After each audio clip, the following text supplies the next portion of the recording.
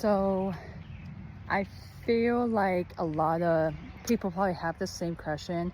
So we just had a client ask about a deadline that is part of the contract when you're under contract with a home, and it's the appraisal deadline. So whole question was, we don't close until the 22nd, so I guess why is there such a rush to get the appraisal back? So I figured if she asks that, then everyone else that maybe is newer to buying a home has the same question. So the appraisal deadline is in the contract to protect both the buyer and the seller, but mostly the buyer, because if the appraisal report comes back and it is appraised lower than the contract price, say by $10,000, and if that deadline is passed and we don't have any leverage to object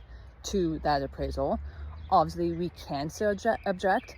But if the seller is not willing to drop the price to the appraised price, then there's that $10,000 gap that the buyers would have to bring to the closing table.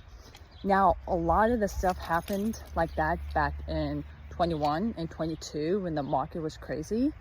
But in today's market, buyers just, they don't have that kind of cash.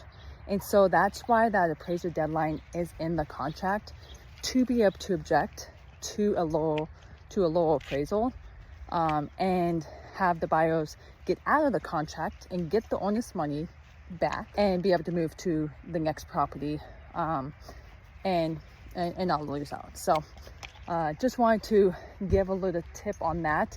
So if you ever have wondered why the appraisal deadline is so important, that's why.